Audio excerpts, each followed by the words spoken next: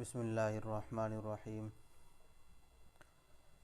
الحمد للہ وکفی وسلام علی عبادہ الذین اصطفی اما بعد اعوذ باللہ من الشیطان الرجیم بسم اللہ الرحمن الرحیم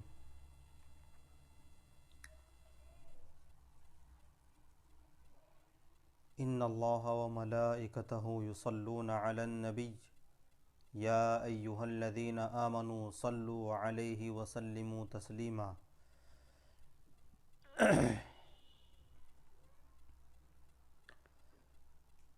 سامعین کرام اور ہمارے بڑے اکابر،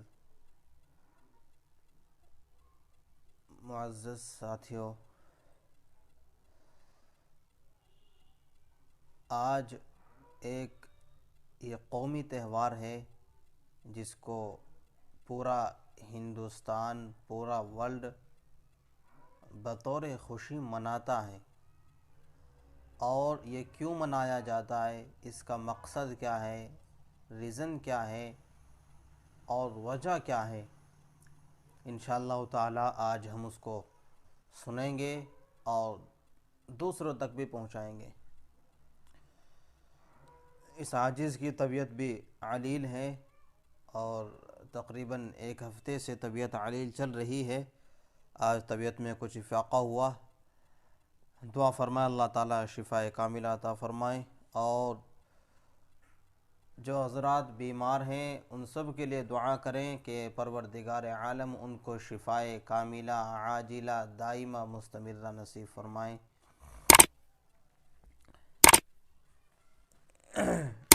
ابھی ہم بات کرنے سے قبل دو چار اشعار آپ کے سامنے پڑھنے چاہتے ہیں۔ اس سے قبل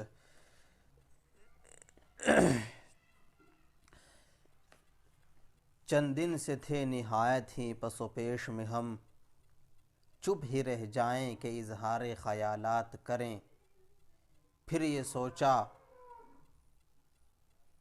کہ اب پس و پیش کا وقت نہیں، ہم نشی آ ذرا دل کھول کے کچھ بات کریں، ہم نشی یاد ہے تجھ کو کہ ہم یار تھے تیرے، تیری زلفوں میں صدیوں سے گرفتار تھے ہم،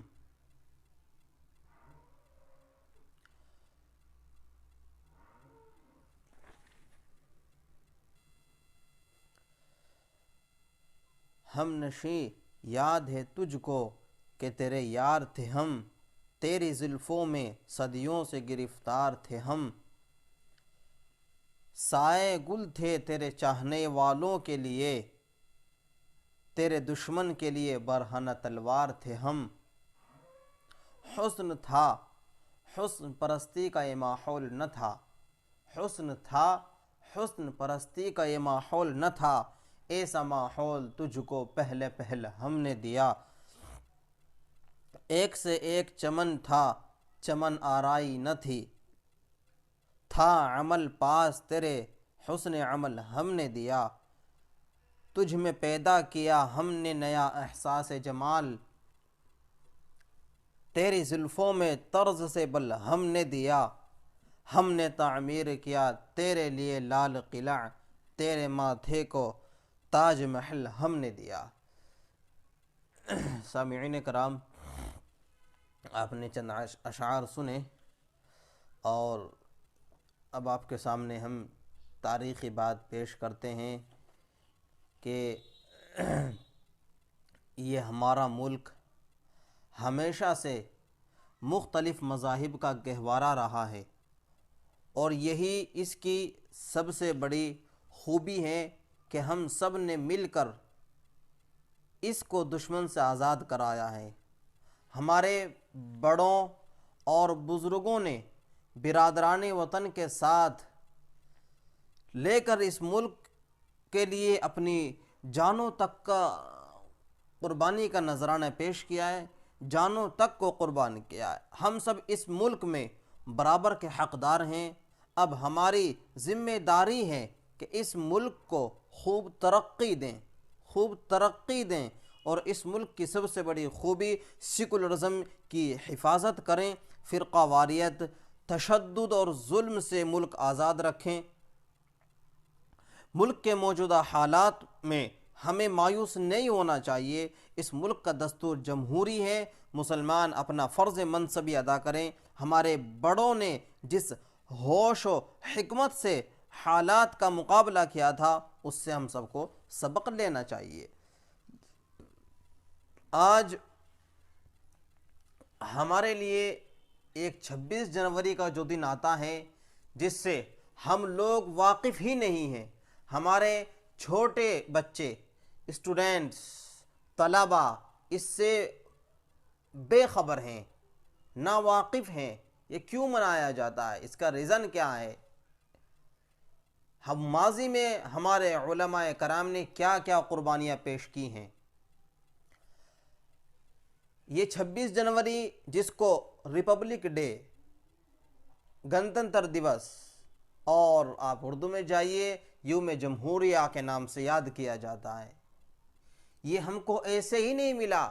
پیار و محبت کے ساتھ ہمیں نصیب نہیں ہوا، اس کے لیے بہت قربانیاں دی ہیں۔ یہ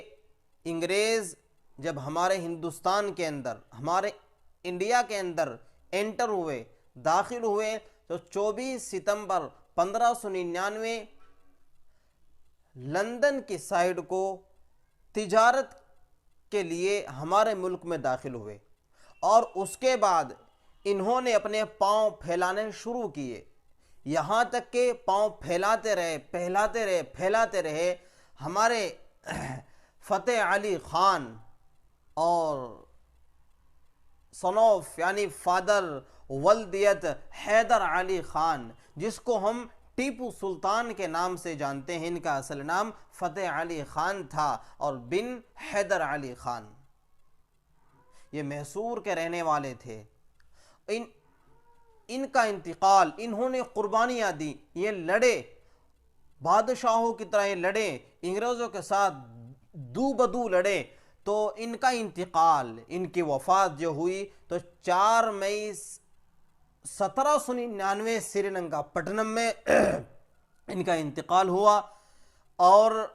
اس کے بعد یہ چلتے چلتے 1857 تک ہم لوگ پہنچے، تو یہ میرٹھ سے تحریک آزادی شروع ہوئی 1857 میں، وہاں سے شاہ ولی اللہ صاحب کے بیٹے شاہ عبدالعزیز محدث دہلوی رحمہ اللہ وہاں سے چلے، اور ساتھ میں سید شاہ اسماعیل شہید رحمۃ اللہ علیہ، وہاں سے یہ قیادت چلتی رہی۔ انہوں نے دو بدو انگریزوں سے جنگ لڑی، اسی کے ساتھ ساتھ ہمارے ظاہری بادشاہ، ہمارے بوڑھے بادشاہ شاہ ظفر رحمۃ اللہ علیہ،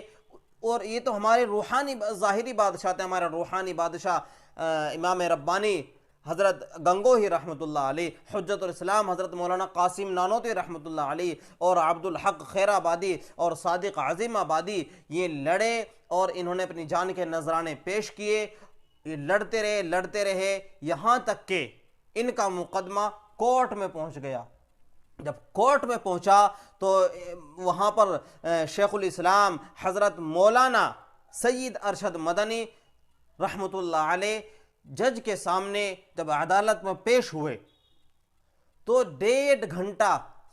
حضرت مدنی نے تقریر کی، 1.5 گھنٹہ حضرت مدنی نے تقریر کی، اور مولانا جوہر علی قدموں میں گر پڑے، آپ کے منت و خوشامد کرنے لگے کہ حضرت آپ اپنے الفاظ بدل دیجئے، اپنے جملے سینٹنس کو رجوع کر لیجئے، ان کو رد کر دیجئے، ان کو واپس کر لیجئے۔ تو جج نے کہا کہ آپ جو الفاظ کہہ رہے ہیں ان میں آپ کو سزا کی پھانسی بھی ہو سکتی،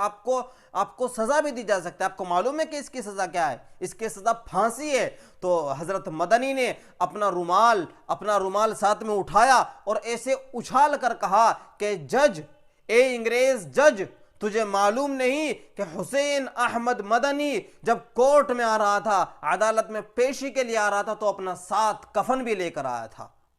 یعنی ان کو جھجک، موت سے جھجک، ڈر اور خوف ان کو کچھ بھی نہیں تھا، وہ اللہ تعالیٰ کے لیے اپنی جان کی قربانی پیش کرنے والے تھے۔ سید احمد شاہ اسماعیل شہید اور حافظ ضامن شہید رحمۃ اللہ کیرانوی، یہ کیرانہ کے اندر شاملی سے لے کر اور پاکستان کے خیبر تک کوئی درخت میرے پیاروں ایسا نہیں تھا جس پر علماء اکرام کی لاشیں نہ لٹکی ہوئی ہوں. کوئی درخت ایسا نہیں تھا جس پر علماء اکرام کی نعشیں نہ لٹکی ہوئی ہو. ایک ہنٹر انگریز، یہ علماء جو کہتے ہیں، انگریزوں کو سامنے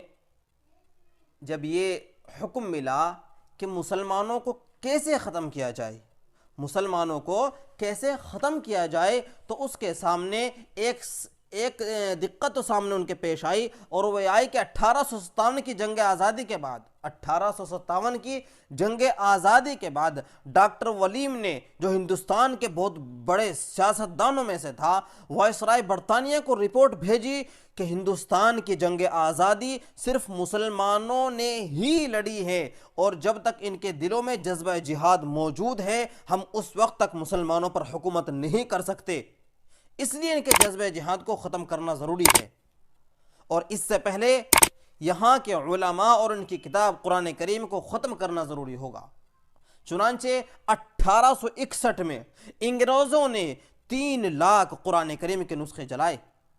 اس کے بعد علماء کو ختم کرنے کا فیصلہ کیا. 1857 کی جنگ آزادی کی ناکامی کے بعد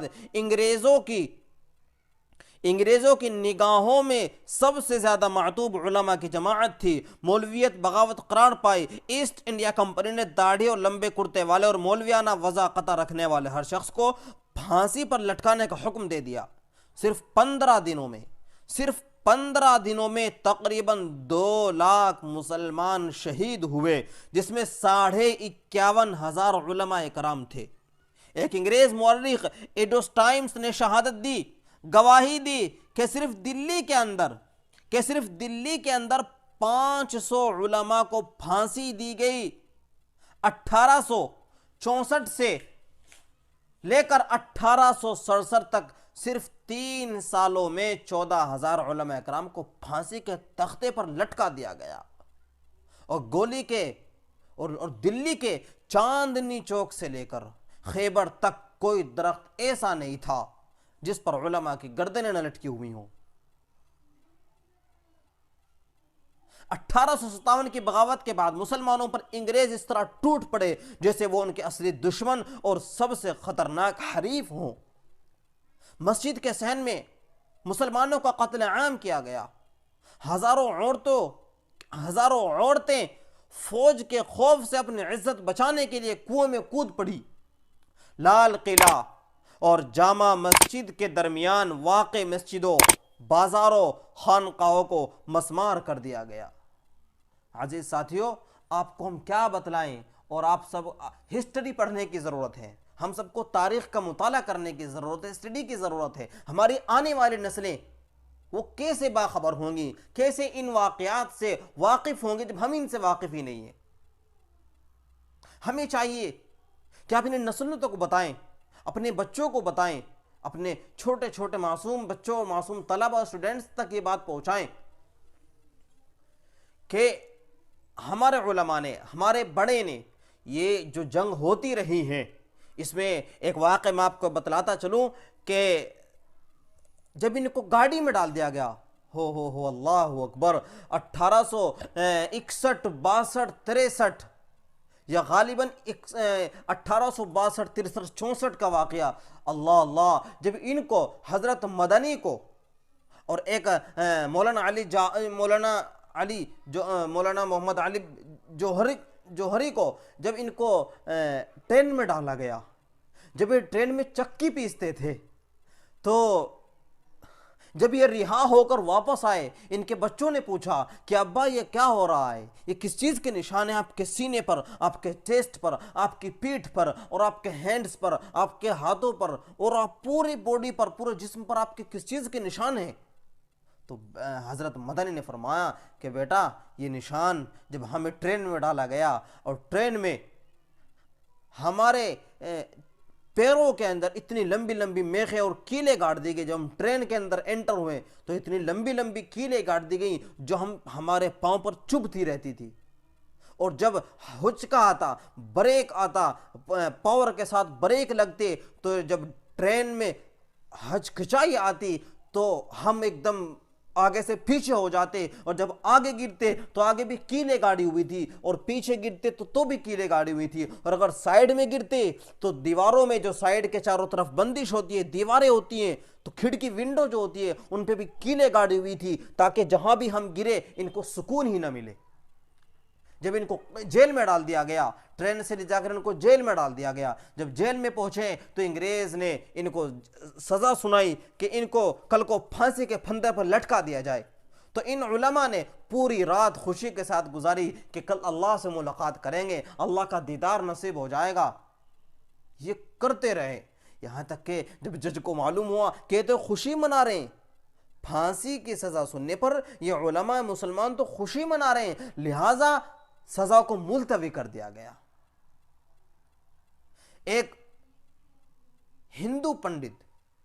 ان کا نام ذہن میں نہیں ہے, ہندو پنڈت